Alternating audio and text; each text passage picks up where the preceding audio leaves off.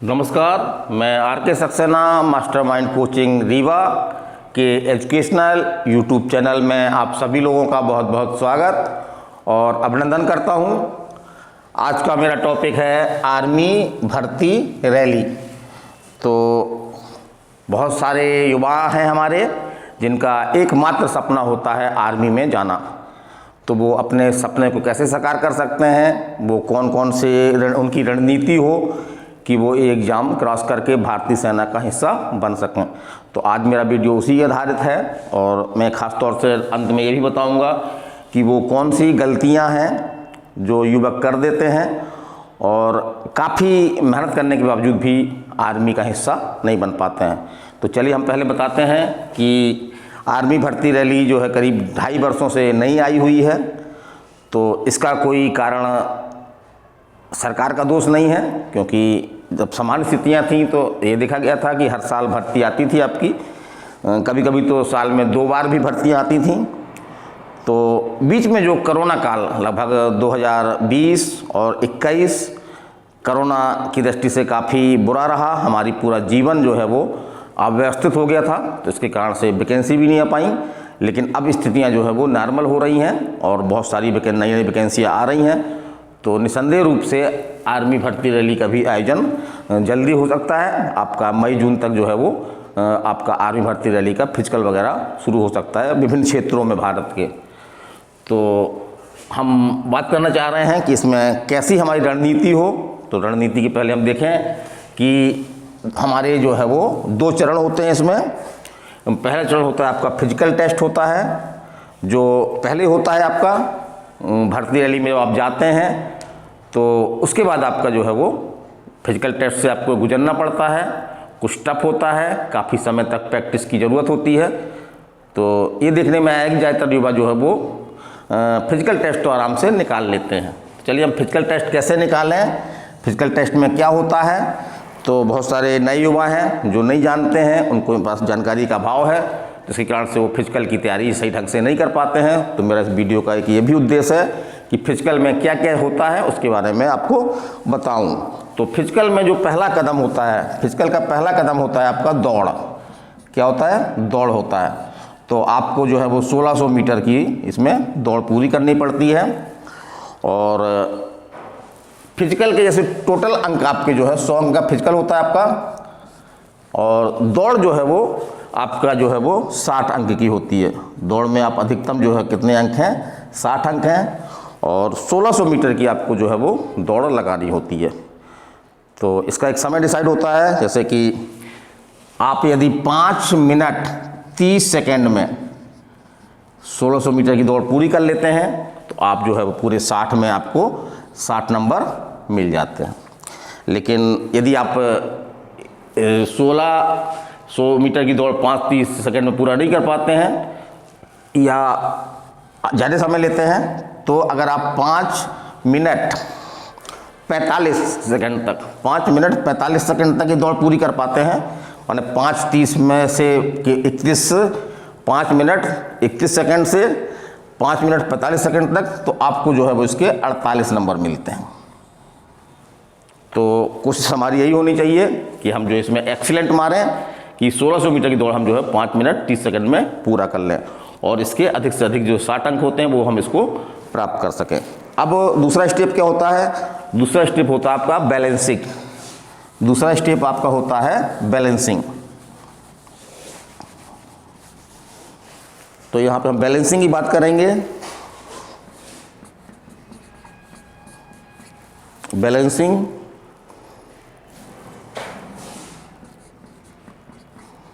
तो बैलेंसिंग में आप कोई इसके पासिंग मार्क्स होता है, सिर्फ पास करना होता है आपको, इसके कोई अंक नहीं होते हैं। तो इसमें जो है वो छात्र का ये देखा जाता है कि एक पटरा होता है, उस पटरे में जो है उसको चलना होता है। तो ज़्यादातर देखने में आया कि युवा जो हमारे साथी हैं, युवा हैं जो आर्मी हिस्सा बनना चाहते हैं, वो इसको आराम से पूरा कर लेते हैं। लेकिन इसकी भी हमको प्रैक्टिस करते रहना चाहिए। फिर आपका जो तीसरा होता है, तो तीसरा होता है आपका फुल अप्स। तो इसके अधिकतम जो है आपके अंक होते हैं 40। ये 40 अंक का होता है। और इसमें आप कितने फ्लप्स मार पाते हैं इसके आधार पे आपको जो है अंक प्राप्त होते हैं। तो जैसे कि कम से कम इसमें जो है आपको 10, कम से कम नहीं, अधिक से अधिक आप जो है वो 10 फ्लप मार सकते हैं। अगर 10 फ्लप आप मार लेते हैं तो आपको जो पूरे के पूरे 40 अंक मिल जाते हैं। तो अगर हम थोड़ी सी प्रैक्टिस करें तो फ्लप मारे जा सकते हैं और 40 में 40 प्राप्त किए जा सकते हैं। अब मान लीजिए हम 10 नहीं मार पाए, हमने 9 मार पाए, या हम 8 मार पाए, या हम 7 मार पाए, या हम जो है वो 6, जो न्यूनतम है ये, माने यदि आप 6 फ्लप्स नहीं मार पाते हैं तो आप फिजिकल में फेल हो जाएंगे। तो हमें कोशिश होनी चाहिए कि हम अधिक से अधिक मारें। 6 क्यों मारें, हम अधिक से अधिक 10 भी मारें तो नंबर घटते हुए मिलते हैं। जैसे कि अगर आपने 9 मारा तो आपके नंबर कितने मिलेंगे, आपको 33। इसी तरह से अगर आपने 8 किया तो 8 का है आपका 27 नंबर, और यदि आपने 7 फ्लप्स मारे तो आपके जो है वो 21 नंबर, और यदि आपने न्यूनतम 6, कम से कम 6 फ्लप्स मारने आवश्यक है, अगर 6 फ्लप्स आपने मारे हैं तो न्यूनतम अंक आपके जो है कितने मिलेंगे, 16 अंक मिलेंगे। तो इस तरह से फ्लप्स एक अच्छा माध्यम है अंक प्राप्त करने का फिजिकल में, और बड़ी आसानी से इसको किया जा सकता है, बशर्ते आप हम प्रैक्टिस निरंतर करते रहें। तो लेकिन ये ध्यान रखें कि अगर हम 6 फ्लप्स नहीं मार पाते हैं तो हम फिजिकल का जो है वो हम फेल हो जाएंगे और सभी हमारी मेहनत जो है वो बेकार चली जाएगी।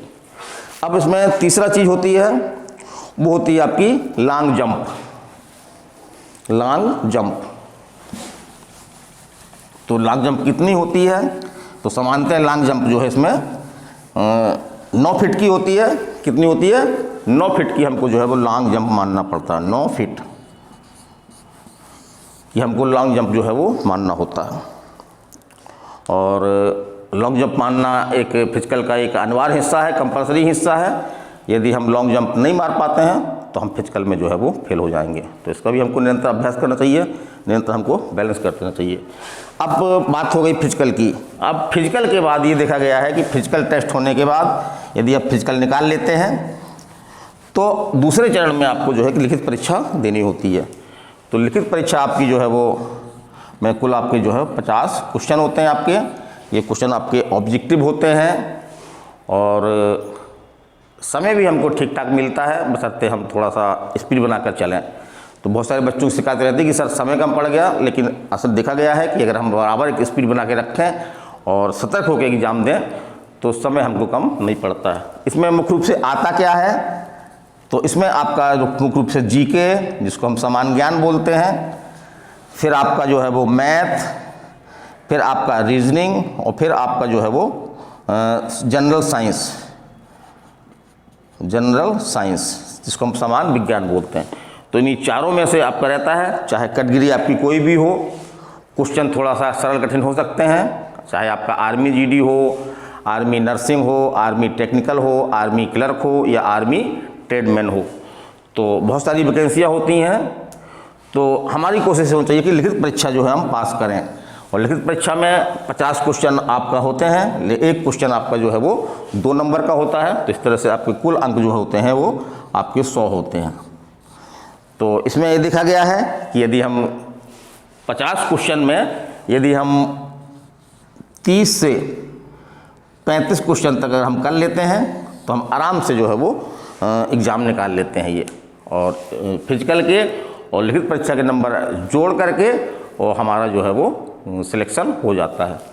अब जैसे जीके, तो जीके में देखा गया है कि बहुत सारे मार्केटों में किताब अवेलेबल है, लेकिन उसमें काफ़ी मात्रा में जो है मैटर दिया गया है। तो जो आपका आर्मी का जीके है उसका देखा गया कि एक निश्चित पैटर्न है, तो हमको उसका पैटर्न मालूम करना चाहिए कि किस पैटर्न में है, कौन कौन से टाइप के क्वेश्चन उसमें जनरली आते हैं, वो कौन कौन से क्षेत्र हैं जहाँ से क्वेश्चन आपके आते हैं। तो सबसे पहले हमको जो है वही क्षेत्र पढ़ना चाहिए, उन्हीं क्षेत्रों से हमको जो है क्वेश्चन तैयार करना चाहिए। और ज़्यादातर कोचिंगों में ये देखने में आ रहा है कि आर्मी की जैसे ही वैकेंसी आती है तो वो अपने आर्मी का बैच शुरू कर देते हैं, यद्यपि आर्मी का पढ़ाने का उनके पास जो है वो कोई व्यवस्थित आइडिया नहीं होता है, बल्कि समान जो बैच चलते रहते हैं, पुलिस वगैरह के बैच हैं या अन्य बंदे व्यापम के बैच हैं, उन्हीं बैचों में बिठा करके आर्मी वाले स्टूडेंटों को भी पढ़ाने लगते हैं। तो ये सही तरीका नहीं है, क्योंकि आर्मी का एक लेवल अलग है, उसके क्वेश्चनों का जो टाइप अलग है, तो उन्हें जो है वो अलग ढंग से ट्रीट करने की ज़रूरत है। तो इस तरह से हम ये तैयार कर सकते हैं। अब बात रही आपकी मैथ और रीजनिंग की, तो मैथ रीजनिंग जो है निरंतर आपका प्रैक्टिस मांगती है। तो मैथ रीजनिंग कठिन भी लगती है हमको, लेकिन यदि हम उसमें रुचि पैदा कर लें और निरंतर मैथ रीजनिंग की हम जो है वो प्रैक्टिस करते रहें, अभ्यास करते रहें, तो कहा गया है कि अगर हम निरंतर अभ्यास करते रहें तो हमको सफलता जो है वो निश्चित मिलेगी और वो हम कार्य जो है वो आराम से करने लगेंगे। अब जहाँ तक बात रही जीके की, तो जीके हमने बताया कि जीके का एक निश्चित पैटर्न है, कुछ क्षेत्र हैं, वहाँ से ज़्यादातर क्वेश्चन आपके आते हैं। जैसे दिवस है तो आपके 1-2 क्वेश्चन दिवस से मिलेंगे ही। अब बात हम करते हैं जनरल साइंस की। तो जनरल साइंस में आपके जो मुख्य रूप से 4 हिस्से आते हैं आपके, फिजिक्स, केमिस्ट्री, जूलॉजी और बॉटनी। तो ये देखने में आया है कि जूलॉजी बॉटनी तो हमको काफ़ी सरल सी लगती है, थोड़ा इन सब्जेक्टों से सरल है, तो हम इसकी तैयारी करते हैं, लेकिन फिजिक्स केमिस्ट्री से हम दूर भागते हैं।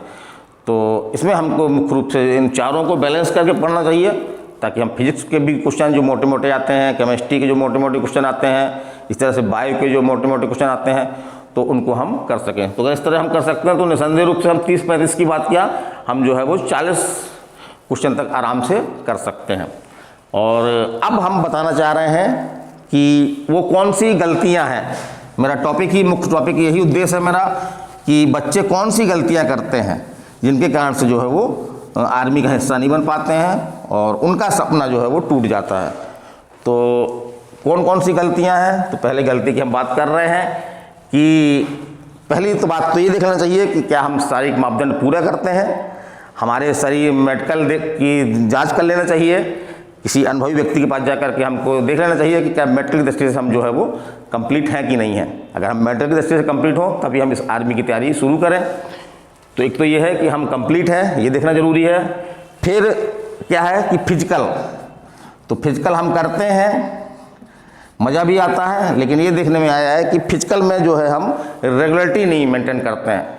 फिजिकल कर लिया, फिर काफ़ी समय तक फिजिकल हम छोड़ देते हैं। एक हमारे अंदर एक विश्वास टाइप का जाग जाता है, नहीं हम तो सर कर लेंगे, हम तो सर कर लेंगे। तो ऐसे लोग जो है जब वहाँ पर भीड़ देखते हैं तो उस भीड़ के कारण से वहाँ पर जो है फिजिकल में वो जो मापदंड होते हैं उसमें खरे नहीं उतर पाते हैं। तो फिजिकल का जो है वो क्या करते हैं, निरंतर अभ्यास करते रहें, निरंतर जो है वो अभ्यास करते रहना चाहिए। और दूसरा जो है वो कि फिजिकल की तैयारी के साथ साथ ज़्यादातर छात्र क्या गलतियाँ करते हैं जिनका उनको दुष्परिणाम भोगना पड़ता है, कि वो पहले फिजिकल पे ही पूरा जोर देते रहते हैं, उनको उसमें फिजिकल में आनंद आने लगता है और लिखित परीक्षा की वो तैयारी नहीं करते हैं। लिखित परीक्षा की तैयारी वो कब से शुरू करते हैं, जब उनका आर्मी भर्ती रैली आ जाती है और उसमें फिजिकल में जो है वो पास हो जाते हैं। तो ये देखने में आया है कि फिजिकल में पास करने के बाद बहुत कम समय हमको मिल पाता है कि हम जो है लिखित परीक्षा की तैयारी कर पाएँ। तो लिखित परीक्षा में जो उनको नंबर चाहिए वो नंबर उनको प्राप्त नहीं हो पाते हैं और 2-4-6 नंबर से जो है उनका सिलेक्शन रुक जाता है। तो मैं यही संदेश देना चाहूँगा युवाओं को जो आर्मी की तैयारी कर रहे हैं कि वो इस तरह की गलतियाँ ना करें। जैसे ही वो फिजिकल की तैयारी करते हैं उसी तरह से जो है वो लिखित परीक्षा की, जो लिखित पेपर है, एग्ज़ाम है, लिखित परीक्षा की तैयारी जो है वो फिजिकल के साथ ही कर दें, क्योंकि ये दोनों जो है वो एक वाहन के 2 पहिए हैं। यदि एक पहिया हमारा कमज़ोर होगा तो निसंदेह रूप से हमको सफलता नहीं मिलेगी। तो मेरा यही कहना है कि जैसे ही फिजिकल की तैयारी करें उसी तरह से लिखित परीक्षा की तैयारी कर सकते हैं। और अगर उनको कोई दिक्कत जा रही है तो इसके लिए पहले क्या कर सकते हैं वो कि पहले आर्मी के जो पेपर हैं, पुराने पेपर जो आर्मी के हुए हैं वो आराम से मिल जाते हैं, आपके बुकों में मिल जाते हैं। साथ साथ जबलपुर में सेंटर है, वहाँ पे आप कुछ पैसा दे करके उन पेपरों को आप जो है वो खरीद भी सकते हैं। तो वो पेपर देख लें और उसके आधार पर देखें कि जीके का जो है वो लेवल क्या है।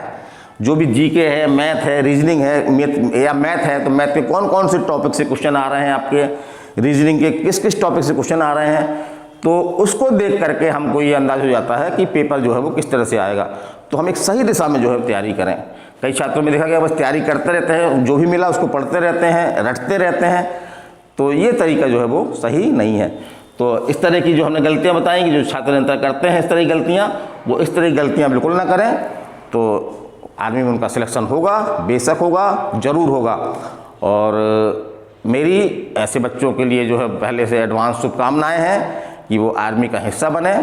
और जब मैं यहाँ पे रीवा में मास्टरमाइंड कोचिंग नाम से जो है वो एक कोचिंग संचालित करता हूँ, सिरमौर चौराहा मध्य प्रदेश, रीवा मध्य प्रदेश, तो उसमें जो है वो मुख्य रूप से आपकी जो है आर्मी की जो लिखित एग्ज़ाम होता है उसकी तैयारी करवाई जाती है। तो बहुत सारे ऐसे बच्चे हमारे पास भी होते हैं जो निरंतर हमारे पास तैयारी करते रहते हैं, तो ये उनमें एक अच्छी चीज़ होती है और उनका जीके काफ़ी अच्छा हो जाता है। यहाँ तक कि वो 40 क्वेश्चन तक भी जो है वो जीके में आपका जो लिखित परीक्षा है, लिखित एग्जाम है, 50 क्वेश्चन में करके आते हैं। तो कोशिश करें आप भी कि पहले से ही इसकी तैयारी कर दें। तो ये आदत बिल्कुल छोड़ दीजिए कि फिजिकल पास होने के बाद ही हम लिखित परीक्षा की तैयारी करेंगे, ये आपके लिए बहुत घातक है। तो मेरी छोटी सी जानकारी कैसी लगी? आर्मी से मेरा काफ़ी लगाव रहा है, काफ़ी वर्षों से मैं आर्मी से जुड़ा रहा हूँ। बहुत सारे हमारे लड़के आर्मी में हुए हैं और कभी कभी वो आते हैं हमारे पास तो काफ़ी प्रसन्नता होती है। तो जबकि आर्मी में मैं कभी नहीं रहा, लेकिन आर्मी के प्रति मेरा एक जो है अजीब सा एक लगाव मेरे अंदर उत्पन्न हो गया है। जब वो बच्चे मिलते हैं तो मुझे काफ़ी खुशी होती है। तो ये मोटी मोटी बातें थीं, तो इसको अधिक से अधिक शेयर करें। जो भी हमारे आर्मी की तैयारी कर रहे हैं उनके पास ये पहुँचे, ताकि अगर इससे थोड़ा सा भी उनमें सीख ले सकें और थोड़ा सा भी इसमें लाभ ले सकें तो मेरी मेहनत जो है वो सफल हो जाएगी। तो बस इतना ही था। और ये मेरा जो चैनल के बारे में बता दूं कि मेरा ये चैनल जो है एजुकेशनल चैनल है पूरी तरह से, और इसमें जो है ये कोई भी सरकारी वैकेंसियाँ जो आती हैं तो उनके बारे में मैं जानकारी देता रहता हूँ। जैसे कि मान लीजिए कि आर्मी की भर्ती रैली